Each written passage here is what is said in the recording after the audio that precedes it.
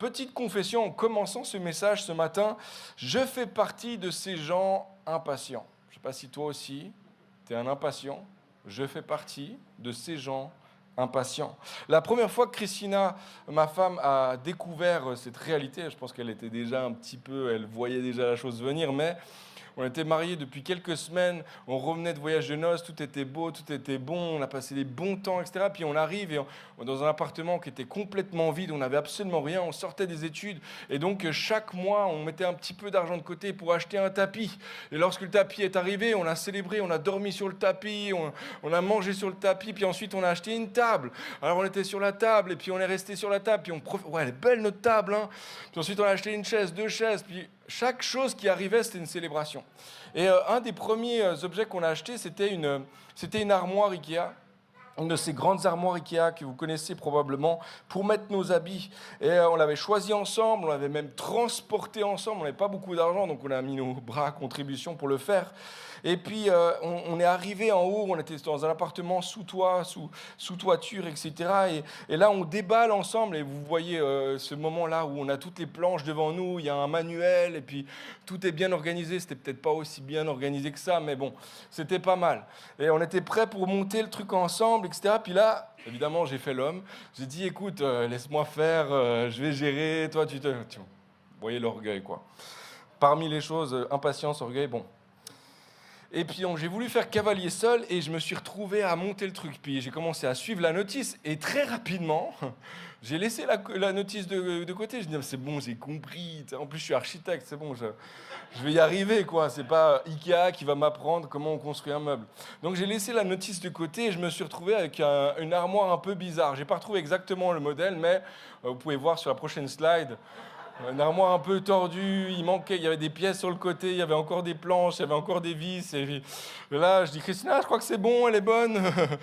J'espère qu'elle va rien voir. Et elle est aussi architecte, et elle a tout de suite vu qu'il y avait un truc qui marchait pas. Bref. J'ai perdu mon temps, j'ai dû démonter, remonter, évidemment seul. Et j'ai perdu ma fierté devant ma femme, et elle a découvert cette impatience aussi, ou en tout cas, ça a été très visible à ce moment-là. Est-ce que ça vous est déjà arrivé de sauter des étapes ? De sauter des étapes et de réaliser plus tard, mince, on est allé un petit peu trop vite. On a couru trop rapidement, j'ai laissé trop rapidement le manuel de côté. Quand on en vient à parler du Saint-Esprit, je crois que parfois, dans nos milieux, dans nos mouvements, on va très très vite à l'Esprit qui nous envoie, qui fait quelque chose au travers de nous, sans réaliser qu'il y a parfois certaines étapes avant à vivre qui nous permettent de bien vivre aussi cette étape-là qui est importante aussi, ce témoignage qui est donné. Par son esprit, Dieu produit, c'est vrai, il propulse l'Église dans un témoignage dans le monde, c'est vrai. Mais parfois, on va vite là-dessus et on proclame rapidement. Et quelqu'un presque qui vient de se faire baptiser la semaine d'après, on lui dit « Va faire de toutes les nations des disciples ». Et il y a comme des étapes parfois qui sont grillées, qui sont ratées. Et on se demande parfois pourquoi on est là, on est en train d'essayer de faire le truc, on essaie de témoigner, mais pourquoi ça ne fonctionne pas ? Et moi, je crois qu'une des raisons, c'est que parfois on saute une étape très importante lorsqu'on parle du Saint-Esprit. Tu vois, quelques jours avant la Pentecôte, Jésus déclare à ses disciples dans Acte 1, verset 8, « Le Saint-Esprit descendra sur vous. » Waouh, le Saint-Esprit descendra sur vous, vous recevrez sa puissance et vous serez mes témoins à Jérusalem, en Judée, en Samarie et jusqu'au bout du monde. Mais le verset, il y a deux mouvements, il y a deux dynamiques dans ce verset-là. Il y a premièrement la dynamique qui est au tout début, c'est « Le Saint-Esprit descendra sur vous, vous recevrez une puissance ». Premièrement, vous allez recevoir, vous allez vivre Dieu au quotidien en vous. Il va remplir votre vie, il va y avoir quelque chose qui va se passer dans votre vie d'abord.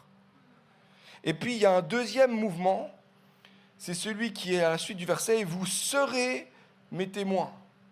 Et parfois, nous, on saute la première étape, on va rapidement à la deuxième étape et on se pose la question pourquoi ça ne fonctionne pas.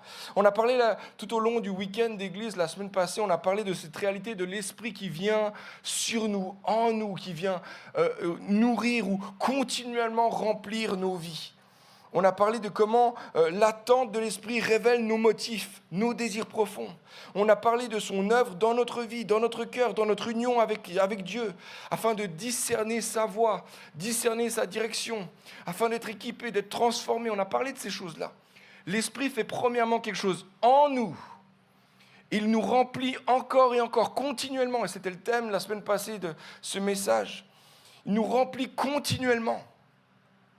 Et lorsqu'il nous remplit continuellement, alors l'Esprit est sur nous, en nous. Il y a quelque chose qui peut ensuite déborder sur les autres, qui peut devenir un témoignage au travers de nous. Et c'est de ça qu'on veut parler. On croit que le Seigneur vraiment veut faire de nous des hommes, des femmes, une communauté d'hommes, de femmes qui vivent le surnaturel au quotidien, qui vivent sa présence au quotidien, la vie spirituelle au quotidien, mais qui deviennent aussi des acteurs de cette vie spirituelle pour les autres, qui deviennent des transports, des moyens par lesquels Dieu agit dans la vie des autres. On veut s'attendre non seulement à recevoir quelque chose de Dieu, mais aussi à devenir des vecteurs, des ambassadeurs de cette réalité-là, ici à Genève en 2026. Amen. On veut être de ceux et celles qui partagent quelque chose que nous avons vécu, pas quelque chose que nous avons appris, quelque chose qui nous a remplis et qui déborde sur les autres.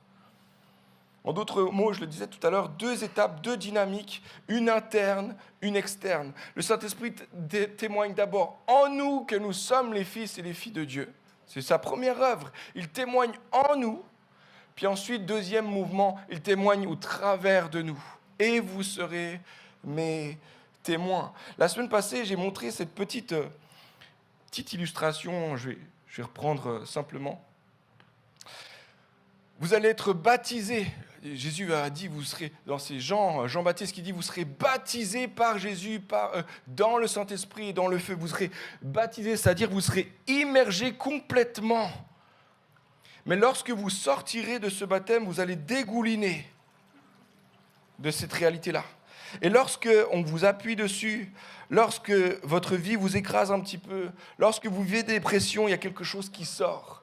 Et ça m'amène à la question suivante. Qu'est-ce qui sort de ta vie lorsque tu vis la pression ? Qu'est-ce qui sort de ta vie ? Qu'est-ce qui sort de ma vie lorsque nous vivons des pressions, des épreuves, des tentations ? Aujourd'hui, j'ai le privilège d'apporter le premier message d'une courte série après la Pentecôte et qui est simplement nommée « Et vous serez mes témoins ». Et vous serez mes témoins. Avec cette idée-là, lorsque l'Esprit déborde de notre vie, et vous serez mes témoins. Et ma prière, c'est qu'aujourd'hui, dans les prochaines semaines, tu réalises quelle est la nature de ton rôle comme témoin de Jésus-Christ dans la société, dans ton voisinage, dans les gens que tu côtoies au quotidien, dans ton travail, dans tous les lieux que tu côtoies au quotidien, afin que sa volonté, son règne vienne sur Genève comme au ciel. Amen. Et la première question qu'on devrait se poser avant d'aller plus loin, c'est de quoi est-ce qu'on parle lorsqu'on parle d'être témoin ? Être témoin, de quoi est-ce qu'on parle ? Parce que je crois que c'est important de clarifier, parce que Jésus voulait dire quelque chose lorsqu'il dit « vous serez mes témoins », et parfois nous on peut le comprendre d'une autre manière.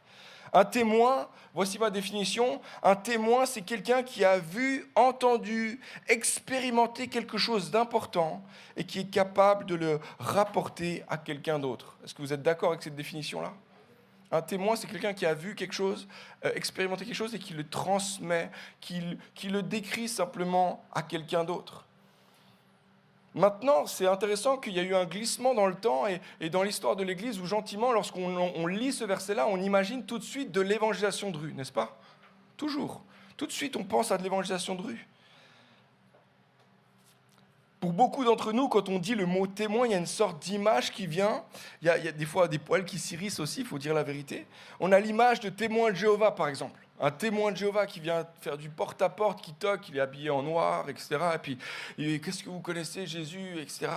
Et il vient toquer à la porte en costard avec une Bible à la main. Ou alors, vous avez l'image d'un prédicateur de rue qui se tient avec son amplificateur à la sortie du tram, du métro, à la gare, etc. Et puis qui dit « Repentez-vous !» avec une voix remplie d'amour.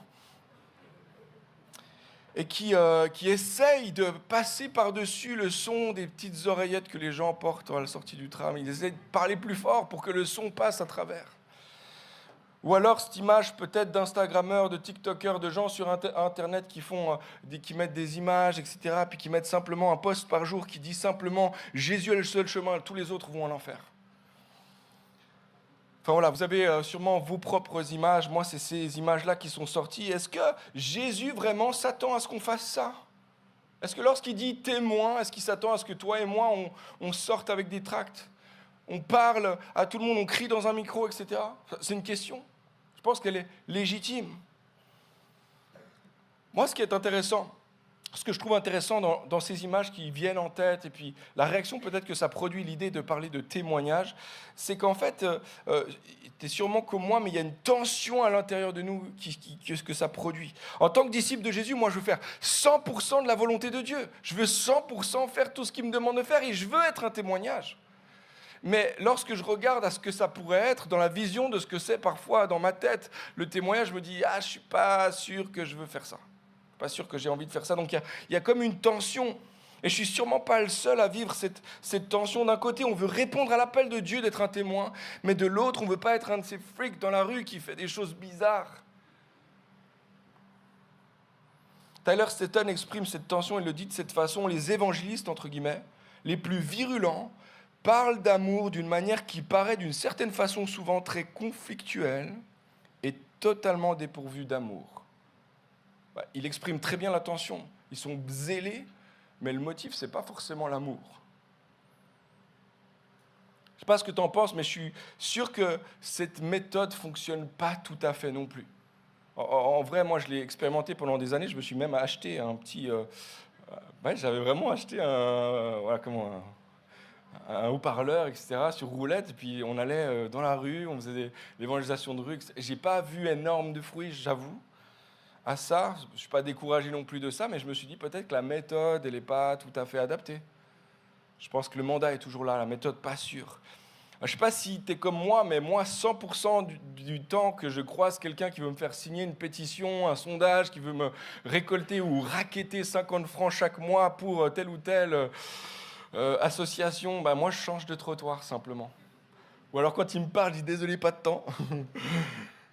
Même si j'ai peut-être un peu de temps, simplement parce que je n'ai pas envie de prendre 15 minutes pour parler de son association là, maintenant. Je me rappelle une dame d'une association, je ne vais pas la nommer ici, mais qui a changé un petit peu de méthode, qui faisait maintenant du porte-à-porte. Et donc, une dame de cette association vient, c'est une super association, très important, magnifique ce qu'ils font.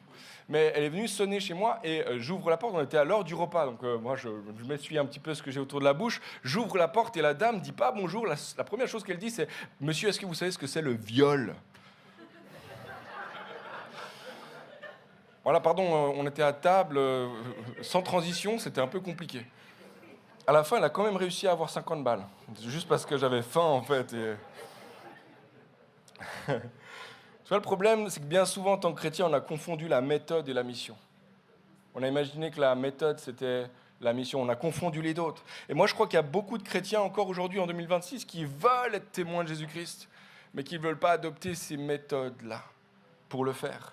Pour ça que ce matin, j'aimerais souligner cet aspect-là. La mission est plus importante, elle est plus grande que la méthode. En fait, la méthode n'a pas vraiment d'importance. Pourquoi ? Parce que le message véhiculé est premièrement transmis au travers de nos vies avant d'être articulé par nos bouches. C'est d'abord notre vie qui parle, avant nos bouches. Être témoin, c'est vivre une vie qui porte un message. J'aimerais faire un petit sondage ce matin, à main levée comme ça. Combien sont venus à Jésus-Christ au travers d'une tracte qu'il a lue dans la rue ? À main levée, allez-y. 0 ? Étonnant. On sait en fait statistiquement que la majorité des gens qui vont se tourner vers Jésus-Christ vont se tourner vers lui au travers d'un réseau d'amitié, un réseau de relations. Ce qui veut dire que parfois, notre travail, ça ne devrait pas être tellement d'aller vers plein de gens qu'on ne connaît pas, mais de s'assurer de vivre une vie qui donne envie à ceux qu'on connaît bien. Le message est véhiculé premièrement par nos vies avant d'être articulé par nos bouches. C'est ce que l'apôtre Paul va dire dans 2 Corinthiens, chapitre 3, verset 2. Il va dire que ta vie et ma vie sont comme des lettres connues et lues de tous les hommes. Vous êtes manifestement une lettre de Christ écrite par notre ministère, non pas avec de l'encre, mais avec l'Esprit du Dieu vivant, non sur des tables de pierre, mais sur des tables de chair, sur les cœurs. En d'autres mots, il y a ta vie parle tellement plus fort que tes mots. T'as beau parler, t'as beau crier, tu peux l'articuler de la meilleure façon que tu veux, mais ta vie parle plus fort que tes mots. C'est une de nos valeurs dans la communauté aussi qui parle d'intégrité et d'authenticité, mais ta vie parle plus fort que tes mots. La vérité, c'est que tout le monde porte un message. Tout le monde porte un message. Chacun d'entre nous, on est comme une lettre écrite et on transmet quelque chose au travers de notre vie.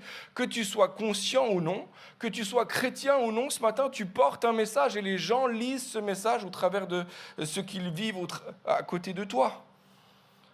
On connaît tous quelqu'un qui est fan de cold plunge ou qui est fan de productivité ou alors de course à pied, et puis tout de lui transpire le fait qu'il est fan de ces choses-là. Tu sais, il t'en parle, il te montre comment faire, il te dit tu devrais tellement t'inscrire avec moi pour la course, tu devrais. Puis il s'habille toujours, puis il est tout le temps en train un peu de trottiner, ou alors il te dit je vais à 6h du mat me plonger dans l'eau froide du lac, tu viens avec moi. Enfin voilà. Et c'est comme si sa vie transpire la bonne nouvelle du cold plunge. Le cold plunge, c'est cette idée de se plonger dans l'eau froide. Ou alors la bonne nouvelle de la course à pied. La bonne nouvelle de la productivité ou des outils de productivité. Pourquoi ? Parce qu'en fait, tout le monde a une bonne nouvelle à annoncer aux autres. Tout le monde a un évangile d'une certaine façon. La bonne nouvelle de la productivité. Il faut absolument que tu essaies ça, ça va révolutionner ta vie. Ça, c'est l'évangile. Donc tout le monde, en fait, déborde, un message déborde de sa vie. Et c'est exactement ce que Paul veut dire ici. Avant même que tu ouvres ta bouche, ta vie prêche quelque chose. Ta vie dit quelque chose aux autres. Moi, je crois qu'être témoin de Jésus, c'est avant tout de vivre une vie dont le message pointe à Jésus. C'est vivre une vie qui parle de sa vie à lui, une vie qui parle de ses enseignements, une vie qui est alignée à lui, à ses enseignements, qui parle de ses œuvres, qui parle de son sacrifice, qui parle de sa résurrection, une vie qui communique une passion pour Jésus. Et des fois, ça se communique tellement plus lorsque tu vis et tu incarnes cette réalité-là plutôt que tu le dis. Être témoin de Jésus, c'est pas tellement dire quelque chose de vrai. C'est surtout vivre quelque chose de réel. Être témoin de Jésus, c'est pas forcément dire quelque chose de vrai, c'est vrai. C'est quelque chose de vrai, l'évangile, c'est véritable, c'est vraiment ce qui s'est passé, etc. Mais être un témoin de Jésus, c'est premièrement vivre quelque chose de réel. Vivre quelque chose de réel avec lui. L'apôtre Jean le dit de cette façon, en 1 Jean 2, il va dire « Celui qui affirme demeurer en Christ doit aussi vivre comme lui-même a vécu. » Une vie qui est inspirée par la personne, les enseignements et les œuvres de Jésus-Christ. Dans le contexte de la génération dans laquelle on vit, tu es probablement la seule version de l'évangile que les gens vont lire autour de toi.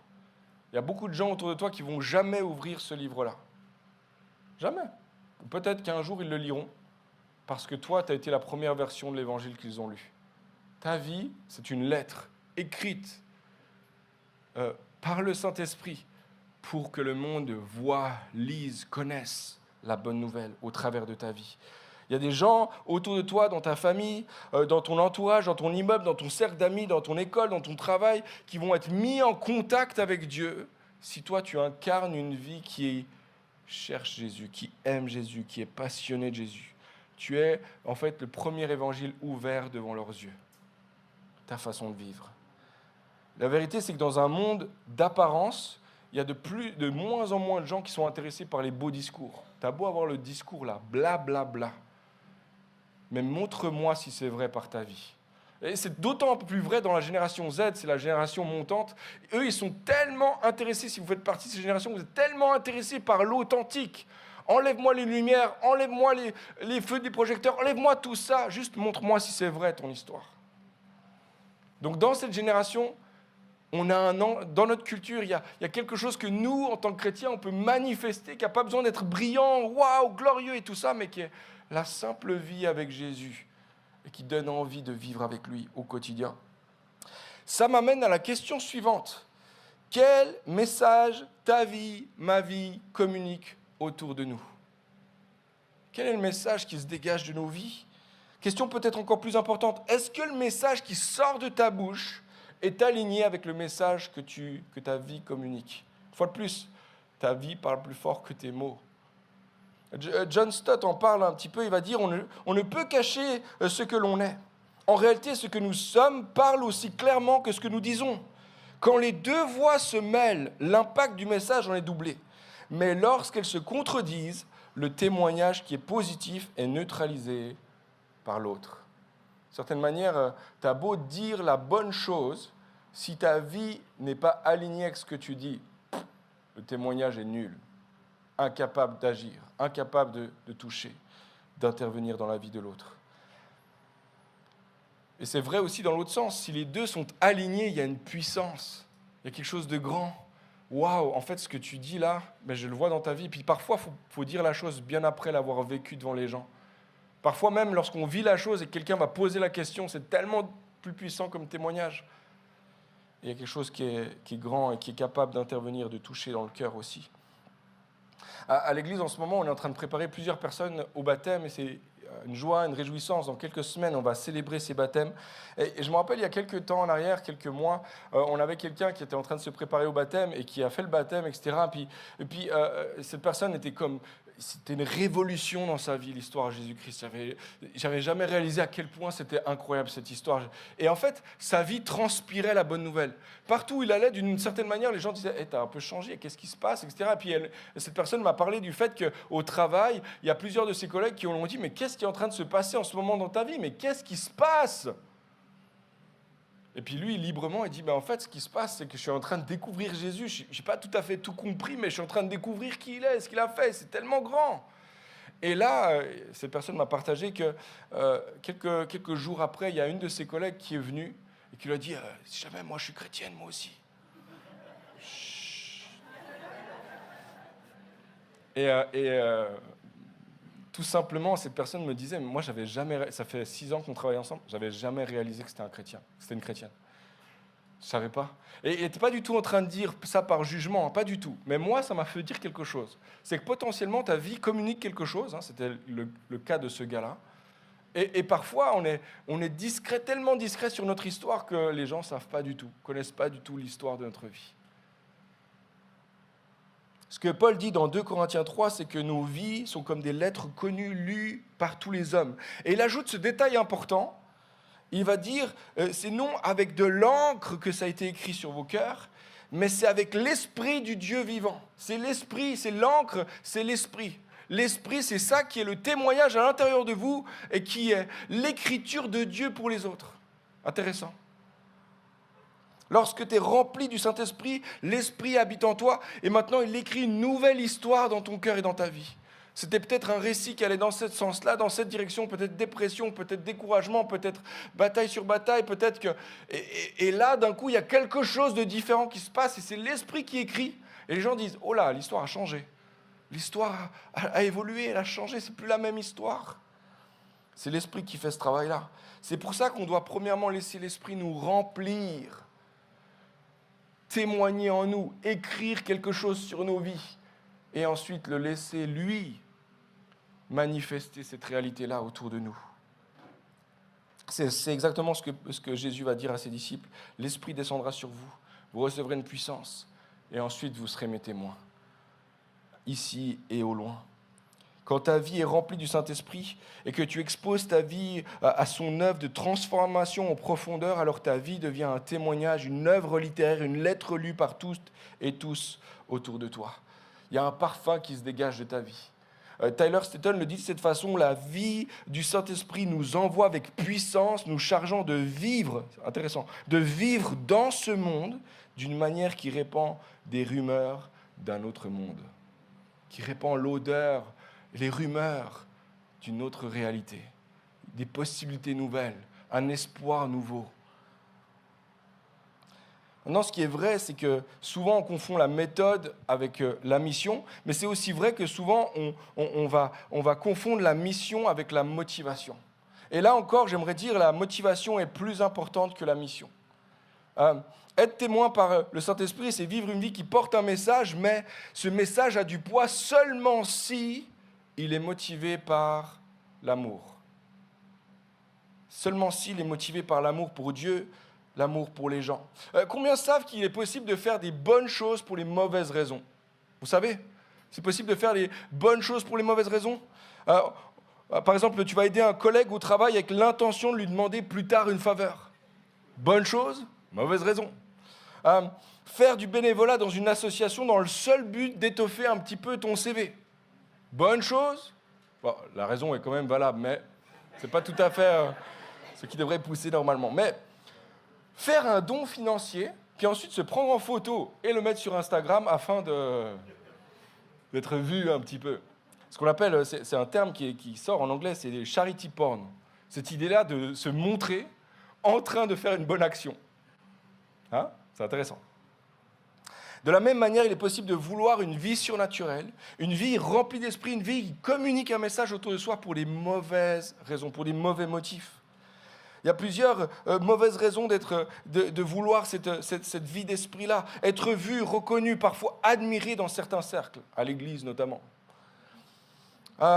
Vivre la vie surnaturelle comme une forme de distraction spirituelle. Tu vois, je m'ennuyais dans ma vie spirituelle, puis là, le feu du Saint-Esprit, puis paf, paf, paf, et distraction spirituelle.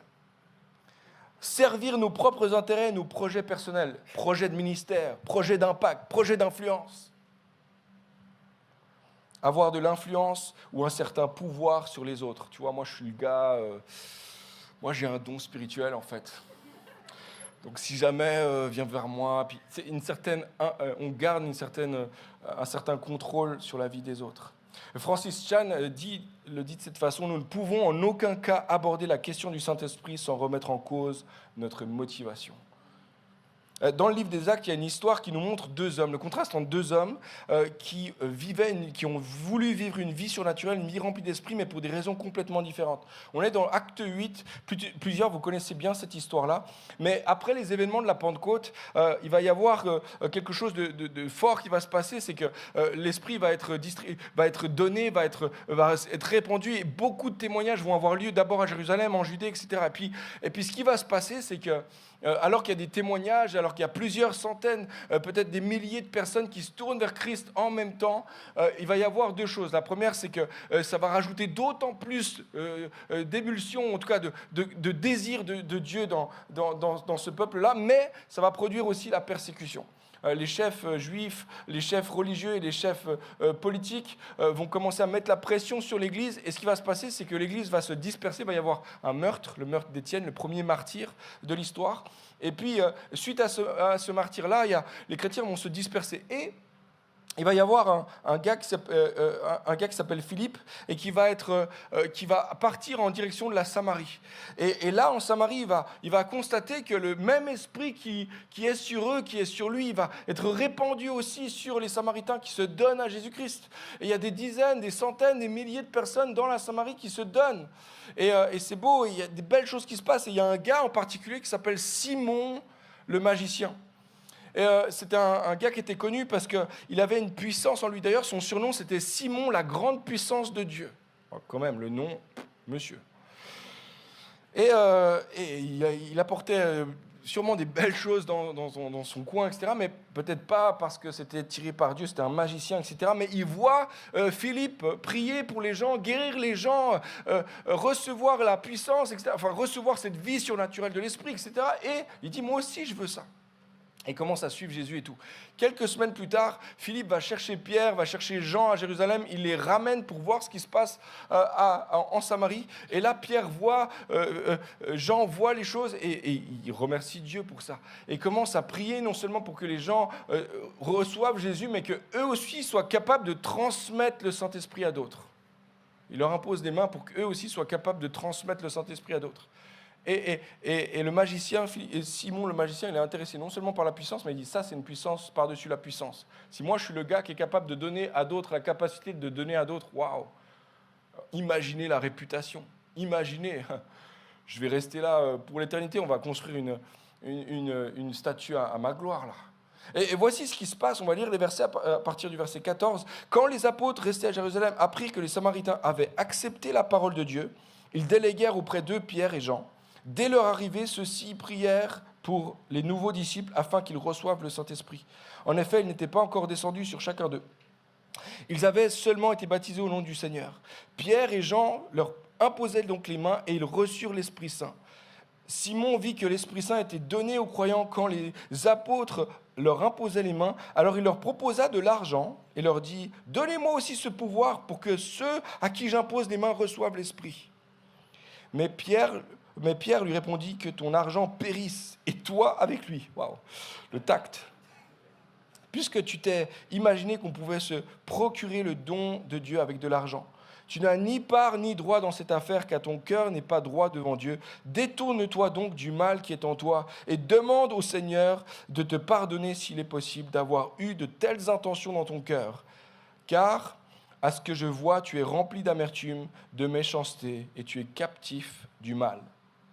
Simon le magicien désire tellement recevoir l'esprit et les dons spirituels, il veut vivre une vie d'impact, il veut vivre un témoignage, il désire ces bonnes choses, mais pour de mauvaises raisons. Tu vois, quand il demande à Pierre de recevoir cette capacité-là aussi, il y a deux choses qui vont se passer, il y a deux choses qu'on peut voir, deux erreurs que Pierre va souligner. Il va dire, tu crois pouvoir acheter le Saint-Esprit, mais c'est un don. C'est gratuit. Il n'y a aucun mérite. Il n'y a rien que tu puisses faire. Il n'y a rien que tu puisses mériter. Il n'y a pas assez d'argent pour hériter ça. Tu ne peux que l'avoir par grâce. J'aimerais dire à quelqu'un ce matin, tu ne peux que avoir l'Esprit dans ta vie par grâce. Il n'y a rien que tu puisses faire. Il n'y a pas plus de prières, plus de jeûnes, Il n'y a rien que tu puisses faire pour mériter la grâce du Saint-Esprit sur ta vie. Tu ne peux pas le payer. C'est trop cher. Mais la deuxième chose que Pierre va dire, c'est que tu aspires à la vie de l'esprit dans le but d'être admiré. Tu as des mauvais motifs. Dans le but d'être admiré, tu veux garder ta notoriété. Et c'est à cause de ça qu'il t'est refusé. Demande pardon à Dieu. Tu vois, on peut être motivé d'être rempli d'esprit pour toutes sortes de mauvaises raisons. Laisse-moi te dire que les mauvaises motivations vont produire un contre-témoignage. Si c'est pour ces raisons-là que tu veux être rempli d'esprit. Ton témoignage ne marchera pas. Le message que tu communiques, il n'aura aucun poids parce que le motif est mauvais. Tu vois, le seul et unique motif qui nous donne vraiment du poids dans notre témoignage, dans notre vie, c'est l'amour. L'amour. L'amour, c'est ce qui rend notre témoignage crédible. C'est ce qui donne du poids au message que notre vie communique. Ce n'est pas ce que tu dis. C'est pas, bien que tes mots soient utiles, c'est pas ce que tu fais, même si tes actes sont utiles, on va en parler dans les prochaines semaines. Mais c'est premièrement qui tu es et les motifs de pourquoi tu veux vivre ça. C'est exactement ce que déclare l'apôtre Paul dans sa première lettre aux Corinthiens. Il va dire au chapitre 13, juste après avoir parlé longuement des dons spirituels et de la vie de l'esprit, il va dire au chapitre 13, verset 1, « Si je parle les langues des hommes et même celles des anges, mais que je n'ai pas l'amour, je suis un cuivre qui résonne ou une cymbale qui retentit. Si j'ai le don de prophétie, la connaissance de tous les mystères et toute la connaissance, si j'ai la foi jusqu'à transporter les montagnes, mais je n'ai pas l'amour, je suis rien. Si je distribue tous mes biens aux pauvres, même je livre mon corps aux flammes, mais que je n'ai pas l'amour, cela ne me sert à rien. » Il est en train de citer tous les dons spirituels dont il a parlé avant, la prophétie, la foi, le don d'aider, la compassion. Il dit toutes ces choses-là sont bonnes. Mais il faut que ça soit premièrement motivé par l'amour. Sinon, ça sonne vide. Sinon, ça ne fonctionne juste pas. Ce n'est pas ce que tu fais qui rend ta vie spirituelle crédible aux yeux des autres, c'est combien tu aimes. Est-ce que les gens se sentent aimés à côté de toi ? Une fois de plus, être témoin de Jésus, ce n'est pas tellement quelque chose de vrai qu'on dit, c'est surtout quelque chose de réel qu'on vit. Être témoin de Jésus par le Saint-Esprit, c'est vivre une vie qui communique un message, et ce message n'a du poids que s'il est motivé par l'amour. Alors ma question pour toi ce matin, est-ce que les gens qui t'entourent et qui observent ta vie peuvent associer le mot amour à ta vie ? Est-ce que le message que tu véhicules autour de toi parle d'amour, communique l'amour autour de toi ? Simon le magicien n'était clairement pas motivé par l'amour. Et par contraste, je vous l'ai dit tout à l'heure, il y a un autre homme, s'appelle Jean. Il accompagnait Pierre. Et lui, ce n'est pas la première fois qu'il va en Samarie. il est là, et puis là, son motif est différent. Mais la première fois qu'il est allé en Samarie, son motif était complètement différent. Il allait avec Jésus, et puis les Samaritains n'ont pas accepté, n'ont pas accueilli Jésus dans la ville. Alors Jean est à côté de son frère Jacques, les deux fils du tonnerre, on ne sait pas trop pourquoi, mais ces deux gars-là vont vers Jésus et lui disent fais tomber le feu du ciel sur ce village. Et Jésus va leur répondre tout simplement, vous ne savez pas de quel esprit vous êtes animés. C'est en tout cas pas le Saint-Esprit. Ça ressemble à un esprit, mais ce n'est pas celui que je souhaiterais que vous soyez animés. Il y a une mauvaise motivation qui est là. Quelques années plus tard, on ne sait pas si c'est 10 ans plus tard ou quoi, mais Pierre et maintenant Jean, le fils du tonnerre, qui est maintenant appelé l'apôtre de l'amour, il arrive en Samarie et son cœur est complètement différent. Il ne veut plus le feu du ciel sur ce village, il veut le feu de Dieu dans le cœur de chacun d'eux. Son motif, c'est l'amour. Son motif a été transformé. Ralph Chalice le dit de cette façon, quand l'Esprit de Dieu remplit un homme, cet homme commence à aimer. L'amour de Dieu atteint les autres à travers sa personnalité transformée. Sa vie est une explosion d'amour divin. Être témoin de Jésus par le Saint-Esprit, c'est vivre une vie qui communique un message, et ce message n'a du poids que s'il est motivé par l'amour pour Dieu et pour les autres. J'aimerais dire ce matin, l'amour est la preuve que nous sommes remplis d'esprit. La première chose, l'amour, c'est la preuve que nous sommes remplis d'esprit. Ce n'est pas premièrement le parler en langue, le premier signe d'être rempli d'esprit. Ce n'est pas la puissance, les miracles. Le premier signe que tu es rempli d'esprit, c'est qu'il y a un amour qui se développe pour Dieu et pour les autres. C'est ce que Paul va dire dans Galates 5, il va dire le fruit de l'esprit, ce qui naît lorsque l'esprit est dans ta vie, c'est l'amour, c'est la joie, c'est la paix, c'est la patience, c'est la bonté, la bienveillance, la douceur, la foi, la douceur, la maîtrise de soi. La vie, le fruit d'une vie remplie d'esprit, c'est l'amour. Et lorsque ta vie est remplie et imbibée d'esprit, lorsque tu squeezes, ce qui va sortir, c'est l'amour. Mais deuxièmement, l'amour, c'est aussi le véritable mesure de la maturité spirituelle. C'est ce que Jésus, on va lui poser la question, c'est quoi si tu devais résumer en une seule phrase toute la loi, les prophètes, c'est quoi? Si tu veux vraiment faire la volonté de Dieu, voici ce que Jésus va dire. Il dit, la première chose, c'est d'aimer. C'est d'aimer Dieu, tout ton cœur, toute ton âme, toute ta force, tout ton être, tout de toi. Et d'aimer ton prochain comme toi-même. Ça, c'est le signe que vraiment tu accomplis la volonté de Dieu. John Mark Comer le dit de cette façon, l'amour est l'ultime test de notre formation spirituelle. L'amour est la véritable mesure de la vie de Dieu en nous. Et enfin, l'amour, c'est aussi un signe visible pour que nous sommes réellement ses disciples. C'est ce que Jésus va dire lors du dernier repas avec ses disciples. Il va dire, aimez-vous les uns les autres. Si vous vous aimez comme je vous ai aimé, le monde connaîtra que vous êtes mes disciples.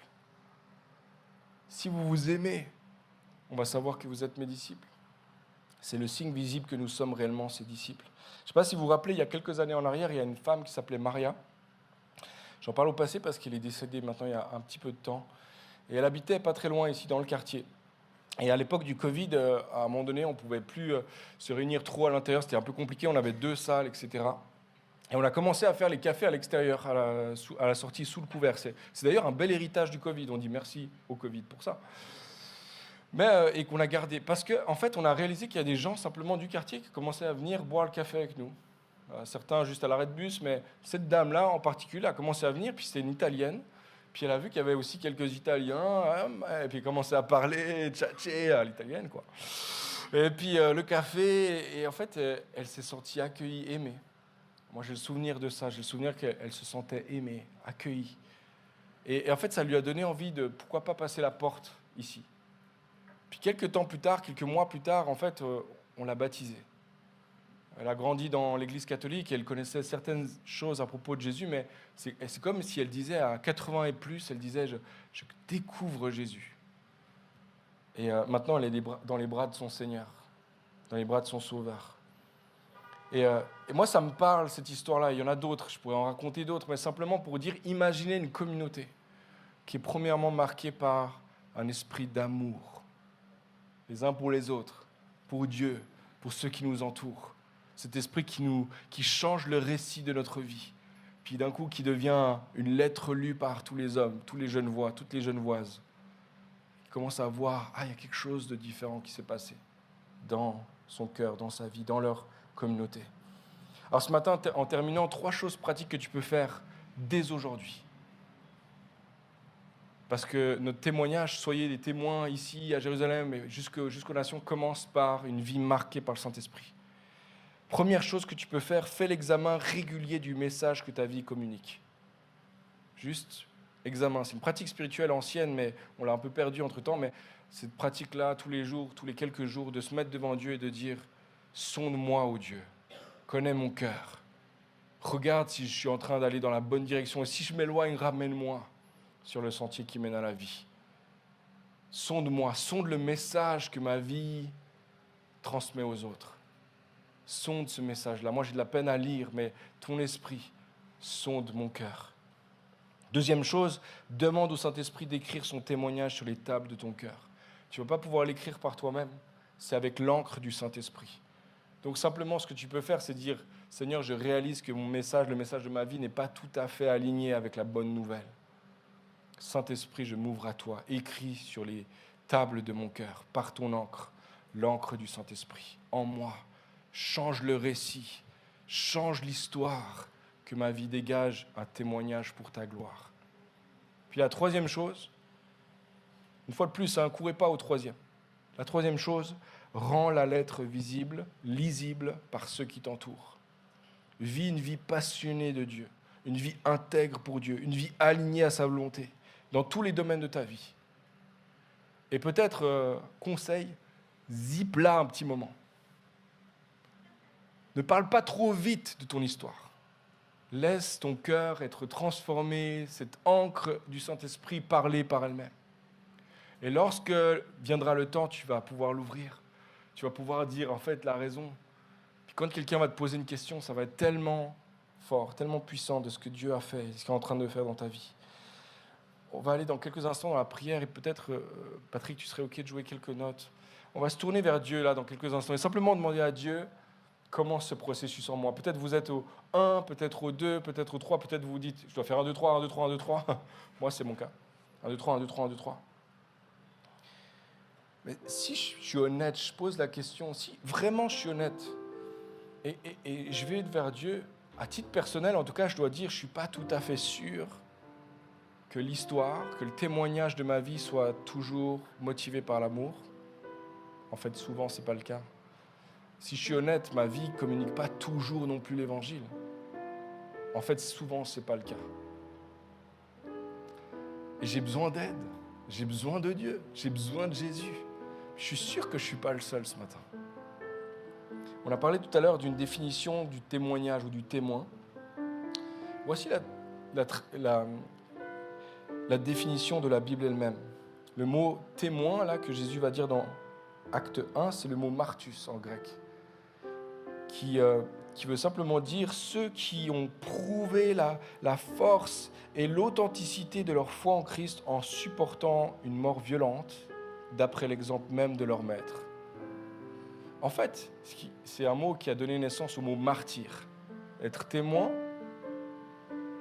c'est lié à l'idée d'être martyr. Et en fait, le premier témoin de toute l'histoire, c'est Jésus. C'est lui qui est l'ultime témoin, le vrai témoin. C'est lui. Et son histoire à lui raconte parfaitement l'Évangile. Il est le véritable premier témoin de l'histoire, le premier martus. Il s'est sacrifié par amour pour toi et pour moi, pour nous. Son témoignage d'amour n'était pas en parole seulement, ce n'était pas en acte seulement, c'était une vie qui se ferait, une vie qui se donnait. Il s'est offert pleinement pour nous. L'apôtre Jean va dire ceci. Nous avons connu l'amour que Dieu a pour nous et nous y avons cru. Mais nous aimons parce qu'il nous a aimés le premier. Il dit, je ne connaissais pas l'amour. Jusque-là, je n'avais pas vraiment connu ce que c'était l'amour. Et si maintenant je suis rendu capable d'aimer à mon tour, c'est parce qu'il m'a montré à quoi ça ressemble d'aimer vraiment. Et moi, je ne suis pas capable de me donner, de me sacrifier, de m'offrir en libation pour les autres. Ça, je n'y arrive pas maintenant. J'y arriverai peut-être un jour. Je n'y arrive pas maintenant. mais l'esprit de celui qui est le premier Martus de l'histoire habite en moi, en nous. Et il continue de nous travailler, de nous transformer à son image, à sa ressemblance. Un jour, nous connaissons l'amour grâce à lui et nous serons capables d'aimer parce que lui nous a aimés le premier. Seigneur, on est devant toi ce matin, reconnaissant pour ton amour extraordinaire, ton amour merveilleux, ton amour qui se donne, qui s'offre, qui n'est pas juste du blabla lancé depuis les cieux, qui n'est pas juste un acte d'amour ou un service donné, qui est une vie qui communique un message d'amour. Merci d'avoir fait ça. Merci d'avoir été le premier témoin de l'amour, de qu'est-ce que c'est l'amour dans ma vie, dans la vie de mes frères et sœurs ce matin. J'aimerais donner l'opportunité à quelqu'un ce matin, peut-être que tu ne connais pas cet amour-là. Tu en as entendu parler peut-être plusieurs fois, peut-être tu en as entendu parler toute ta vie, mais tu as le sentiment de ne pas avoir connu toi-même l'amour de Dieu pour toi. Si c'est ton cas ce matin, il n'y a pas de honte à ça, tu peux simplement t'avancer vers Dieu.